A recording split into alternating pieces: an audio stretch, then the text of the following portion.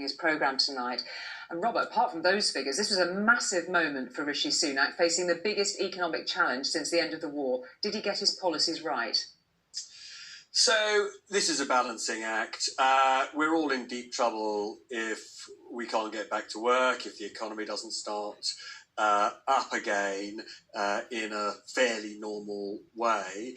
But if he restarts the economy too fast or in the wrong way, then of course this awful virus will be back with us and we'll be in even deeper trouble. For me, in a way, that eye-catching policy, the meal deal, 50% off meals Monday to Wednesdays in August, sort of, in a sense, sums up this tension.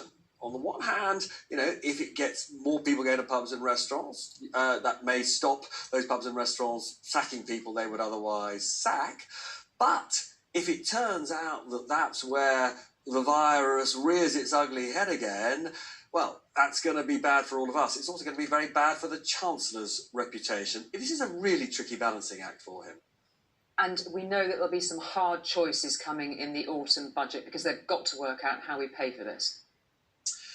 Yeah, I mean, I've just interviewed for my programme the Business Secretary, Alok Sharma, and I put to him what many of his Tory colleagues are saying, which is with debt now at 100% of GDP, national income, way more than double the levels they inherited back in 2010, which they said was unaffordable.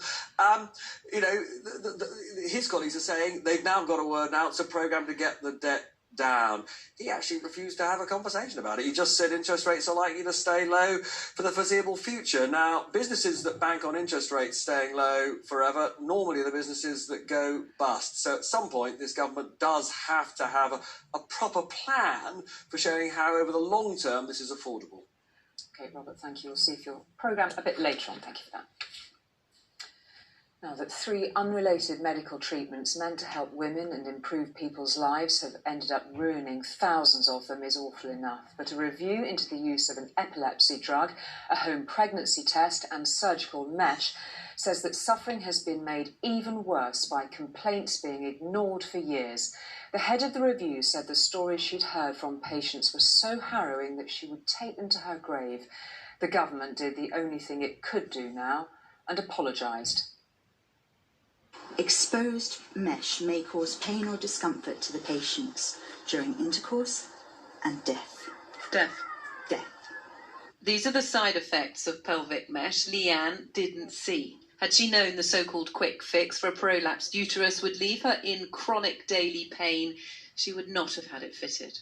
I could tell that something wasn't right. Returned to the surgeon who'd implanted it. It couldn't possibly be to do with the mesh. And yet I could feel the mesh tape across me and it felt as if it was too tight. It's hard to drive a car, to climb stairs, to walk. You just feel that cutting pain all the time. Leanne is not alone. Today, a review into the treatment, as well as 2 different medications, concluded the suffering of tens of thousands of people was dismissed as women's problems and entirely avoidable. The government ordered a review into pelvic mesh implants used mainly for prolapses, but linked to internal damage and chronic pain. Primodos, a hormone pregnancy test used until the late 70s and linked to birth defects and miscarriages.